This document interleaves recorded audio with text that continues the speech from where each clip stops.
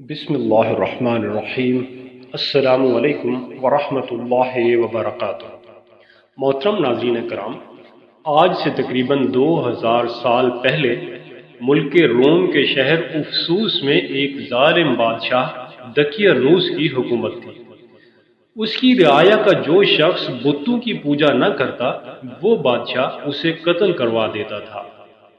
ایک دن ایمان لانے والوں کے قتل کا منظر دیکھنے کے لیے چند نوجوان آئے۔ اللہ عز و جل نے ان کی آنکھوں سے پردے ہٹا دیے تو انہوں نے دیکھا کہ جس مومن کو بھی قتل کیا جاتا فرشتے آسمان سے اترتے اور اس کی روح کو اپنے ساتھ لے جاتے۔ یہ ایمان افروز منظر دیکھ کر وہ سب نوجوان ایمان لے آئے۔ بادشاہ دقیانوس کو سفر پر جاتے ہوئے اس بات کا علم ہوا تو اس نے انہیں 3 دن کی مہلت دی کہ میرے واپس آنے تک ایمان سے پھر جاؤ ورنہ تمہیں قتل کر دیا جائے گا۔ تیسرے دن یہ صاحب ایمان نوجوان کچھ زیادہ سفر ساتھ لے کر رات کی تاریکی میں شہر سے رخصت ہو گئے۔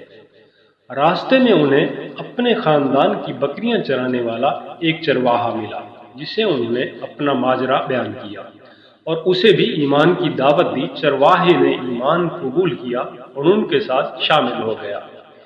چرواہے کا رکھوالی کرنے والا کتا بھی ساتھ ہی چل پڑا۔ یہ سب سفر کرتے کرتے صبح کے وقت شہر سے تقریباً 6 میل دور ایک غار میں پہنچے اور کھانا کھا کر سو گئے۔ یہی وجہ ہے کہ انہیں اصحاب کہف یعنی غار والے کہا جاتا ہے۔ محترم ناظرین کرام، ادھر بادشاہ دقیانوس کو سفر سے واپسی پر اصحاب کہف کے غار میں پناہ لینے کا پتہ چلا تو اس نے غار کے منہ پر دیوار بنوا دی تاکہ وہ نوجوان بھوک اور پیاس کی وجہ سے یہیں غار میں ہی انتقال کر جائیں اور یہی غار ان کی قبر بن جائے۔ جس حکومتی ملازم کو یہ کام دیا گیا اس نے اصحاب کہف کے نام، تعداد اور ان کا پورا واقعہ عمدہ قسم کے سیسا جو کہ ایک سیاہی مائل نیلے رنگ کی دھات ہوتی ہے جس سے بندوق کی گولیاں اور چھرے وغیرہ بنائے جاتے ہیں سے بنی تختی پر لکھوایا اور اسے تانبے کے ایک صندوق میں بند کر کے دیوار کی بنیادوں میں رکھوا دیا۔ اصحاب کہف تقریباً 309 سال تک مکمل سوئے رہے۔ اس دوران کسی بھی آواز کے سبب ایک لمحے کے لیے بھی بیدار نہ ہوئے۔ اس عرصے میں کئی بادشاہ آئے اور چلے گئے یہاں تک کہ ایک مسلمان نیک دل بادشاہ بیدروس کی حکومت آ گئی۔ اس زمانے میں کئی فتنے اٹھے جن میں سے ایک یہ بھی تھا کہ مرنے کے بعد دوبارہ زندہ ہونے اور قیامت آنے کا کچھ لوگ انکار کرنے لگے تھے۔ بیدروس نے یہ حالت دیکھ کر بارگاہ الہی میں فریاد کی، یا اللہ عز و جل، کوئی ایسی نشانی ظاہر فرما جس سے لوگوں کو مرنے کے بعد دوبارہ زندہ ہونے اور قیامت آنے کا یقین ہو جائے۔ چنانچہ اللہ عز و جل نے بادشاہ کی دعا یوں قبول فرمائی کہ ایک چرواہے نے اپنی بکریوں کے آرام کرنے کے لیے اس غار کو چنا اور لوگوں کے ساتھ مل کر غار کے منہ پر بنی دیوار کو گرا دیا۔ دیوار کے گرتے ہی لوگوں پر ایسی ہیبت طاری ہوئی کہ سب وہاں سے بھاگ کھڑے ہوئے۔ دیوار گرنے کے بعد اصحاب کہف بیدار ہو گئے۔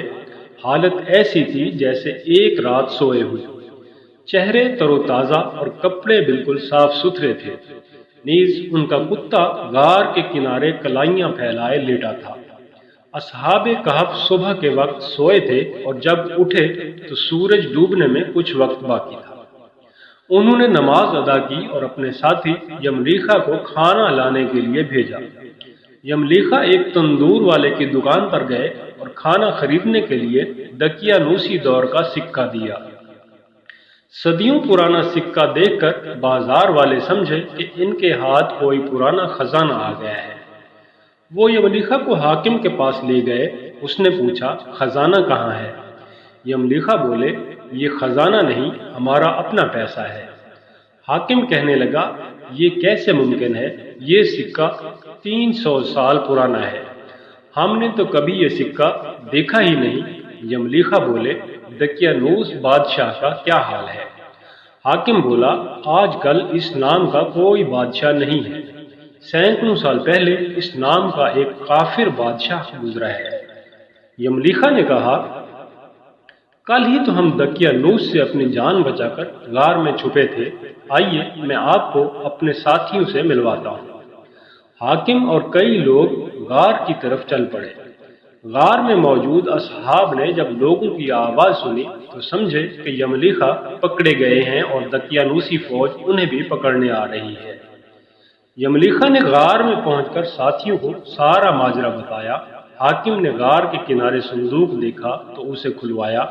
اندر سے تختی ملی جس پر اصحاب کہف کا حال لکھا تھا۔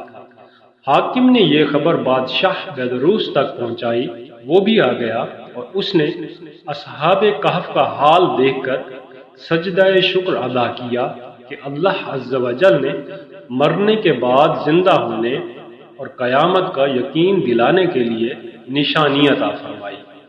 اس کے بعد اصحاب کہف غار میں آ کر سو گئے اور ان کی روح قبض کر لی گئی۔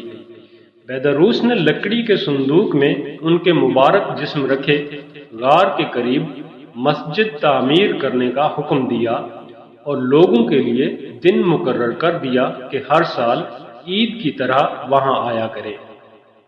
ایک قول کے مطابق اصحاب کہف کی تعداد 7 تھی اور ان کا کتا بھی 7 تھا، جو کہ جنت میں بھی ان کے ساتھ ہی رہے گا۔ اللہ تبارک و تعالی سے دعا ہے کہ ہمیں ایمان پر قائم رہنے کی طاقت اور توفیق عطا فرمائے، آمین یا رب العالمین۔